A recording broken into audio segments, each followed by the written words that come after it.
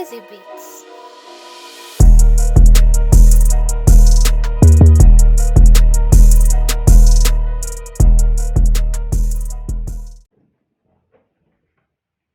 Hello guys, it's your boy Beats. Welcome back to another tutorial. And today I'm going to show you how to make darkest G loops. Uh, The key of the loop will be the key I'll be making the loop in will be F sharp minor, but when I'll finish the loop I'll pitch it down 300 cents, so it will be on the D sharp minor key. If you're new to this channel, make sure you subscribe and turn on post notifications. Let's get into it. So guys, to make G melodies, you need to start with a piano and choose preferably a minor key.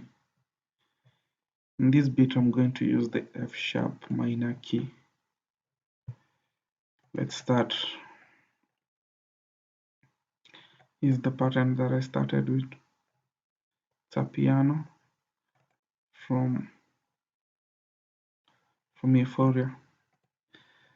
Basically the melody is created in the F sharp key. As you can see, I use the first key in the F sharp minor scale, and the seventh key in the scale. I also use the D6 key because it's in the half semitone. It's an half semitone with the next C sharp key. And then on the top notes, if you pitch this down, you go find it's going to land into the third key of the scale, which is usually 0, 1, 2, 3. As you can see, this is going to land in the third scale. These are half semitones, meaning they're going to create some nice tension for a dark feeling. But instead of leaving them in this octave, I pitch them up. Basically, this is the same pattern that repeats all over.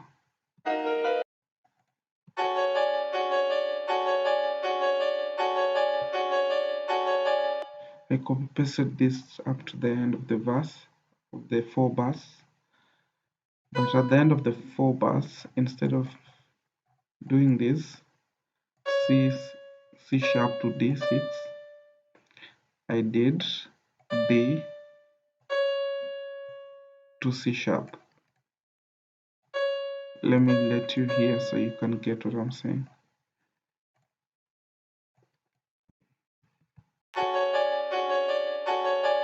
Take note of this point. It creates some nice tension as it's different from the other melodies. So after copy pasting the old pattern to the second 4 bars, what I did is I pitched up this root note of the F sharp, took it to the upper octave, and here it is. So basically this is what the piano sounds like without all the effects on it.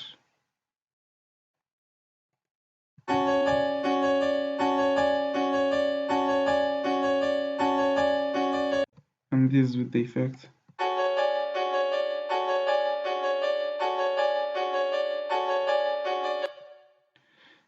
I added a fruity equalizer, vintage reverb. I turned down the mix knob until and the delay. I also cut down the lows of the reverb. Then I added a gross beat, put the half beat gate, put it on half speed and reduced the time to around 25% and the volume for the half beat gate to around 25%. Then I cut some lows, boosted some nice frequencies of the piano. The last EQ I had to make sure I had to cut some lows to ensure they are not going to interfere with the 808 or the bass. So let's go to the second instrument. The second instrument was a pad from Morphine. It is called the ATM Bellish MC. It's a pad and atmosphere. The number 4 preset in Morphine. Morphine is a stock plugin.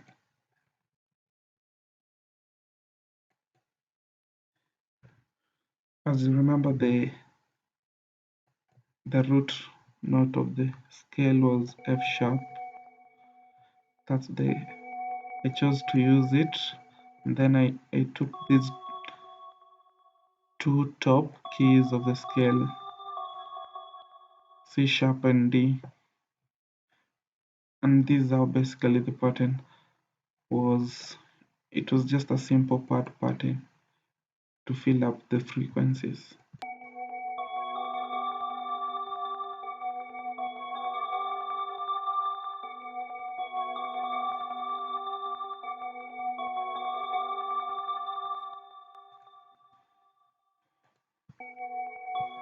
What I did on the pad as the effects, I added the parametric equalizer,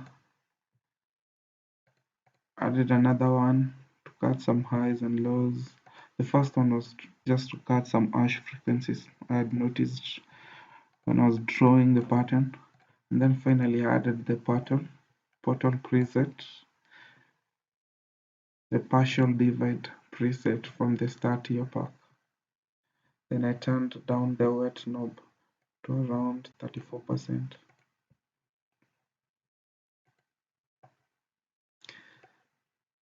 And then the next instrument after the pad was a string from the SRX orchestra. It's called the studio string, and I drew in this pattern.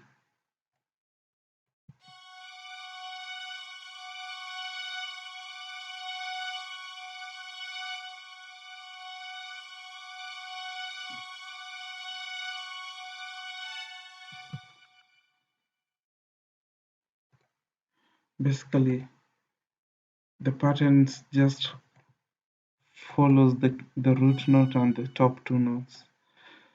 Always remember when making SG beats, they are always very repetitive and there's not so much movement to the melody.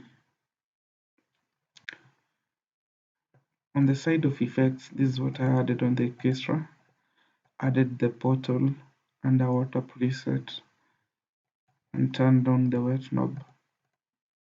Added the shaper box and added the side chain effect, but turned down the mix knob to 40%.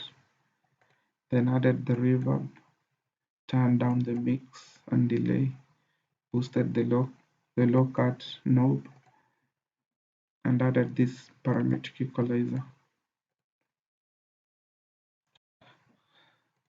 So basically, those were all the instruments I had in the loop. But on the piano, because I had added the gross beat, I went to this knob and created an automation clip. The automation clip is for halftime. It will be increasing this knob from as we change from the verse to the hook. This knob will be increasing and decreasing depending with the automation settings I'll be having. Let me show you in context what I'm saying.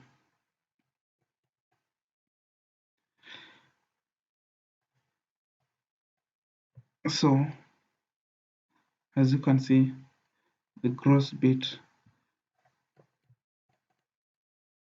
it starts for the first 8 bars, it starts being at around 20%,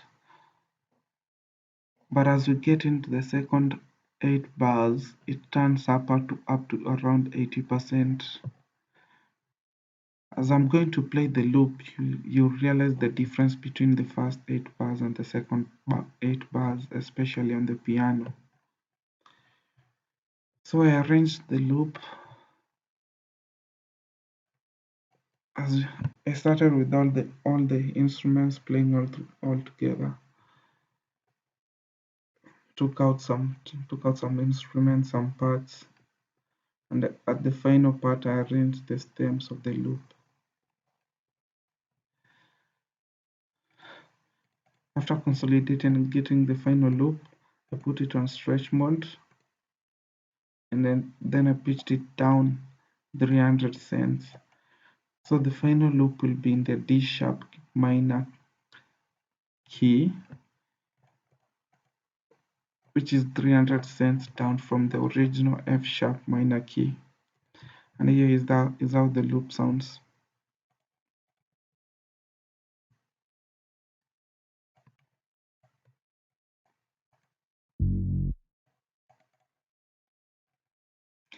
Let me pitch down there.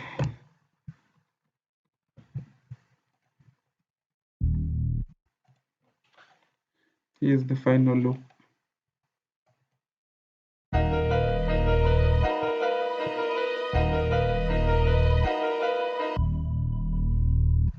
Sorry, my bad.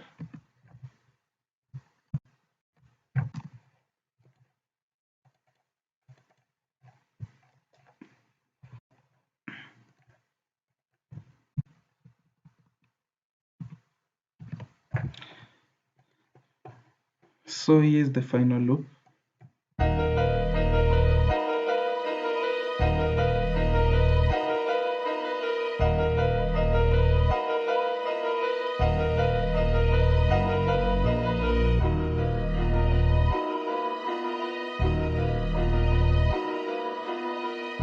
As you can feel in the second part, there is less movement with the piano. I need you to spot the difference.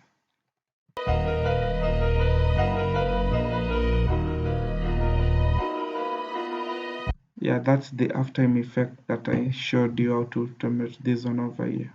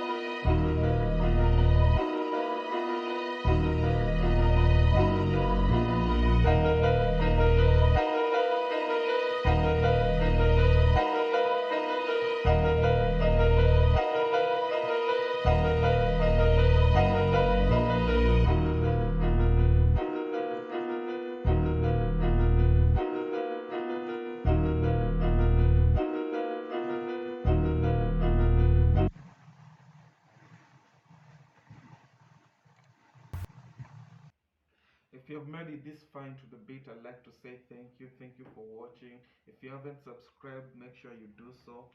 And don't forget to follow me on all my social media accounts. On all social media accounts, you can find me on Producer Exhibits or on Exhibits. And if you need to reach me out and talk to me about any deal or anything, you can reach me through my social media accounts. I'll also leave a link to my link tree where you can access all my services. Peace until next time.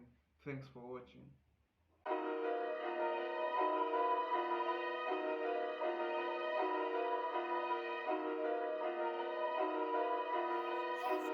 Hazy Beats.